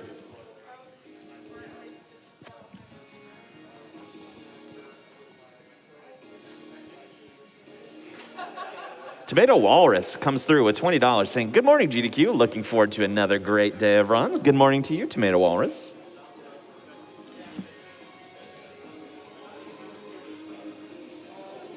Still some love coming through in terms of LaCroix and Starburst flavors as well. Lego Myth donated $10 to say, the best Starburst flavor is watermelon. I don't make the rules. Also, here's to you, Seto. $50 from Crodius to say, favorite LaCroix flavors, cola with key lime, close behind. Sure, sounds delightful.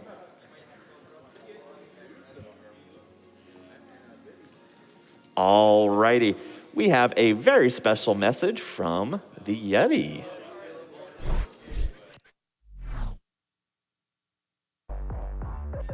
Would you like to listen to something else? Show me what you got, computer.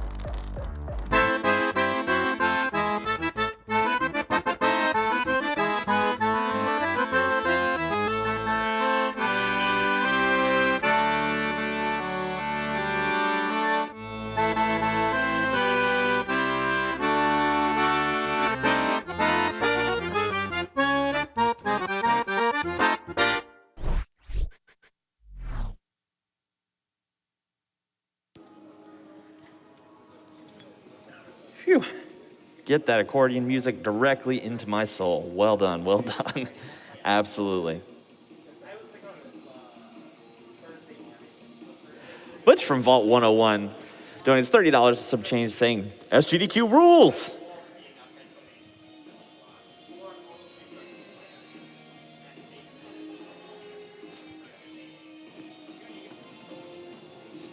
All right, I had a $10 donation come through with the comment that says, I will double my donation if you'll read my name. And I'm gonna give this my best try. This $10 donation came from Gerzigors Berzishkevitz. I did my best is all I can say.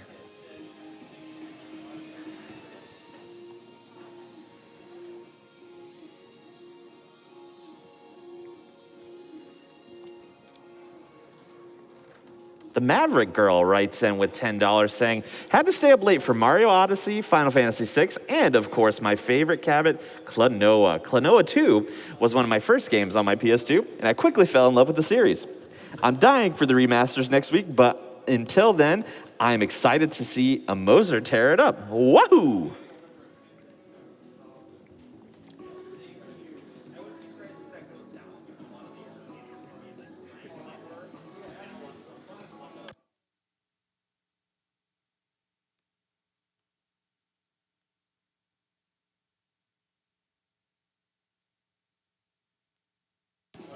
$20 from Unlimited Wire saying, I love seeing randomizers at GDQ. Good luck, everyone.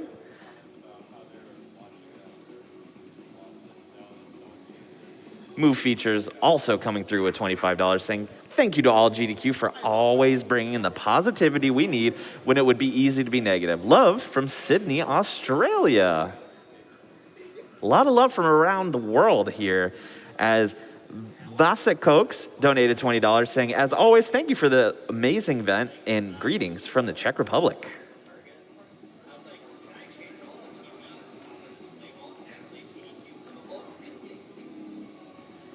You say Celis, I say Celis, donated $250 with no comment. Thank you for your donation.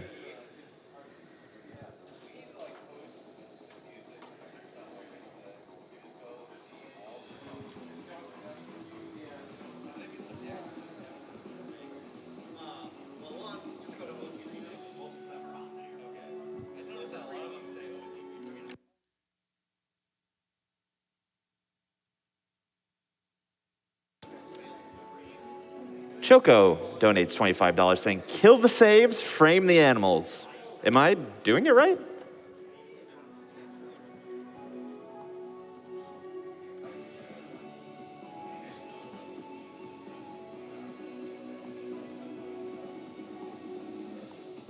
$10 from Candrel saying, I'm pretty sure there isn't a LaCroix flavored Starburst, but is there a way to mix a Starburst flavored LaCroix? I'd be interested in finding out for sure.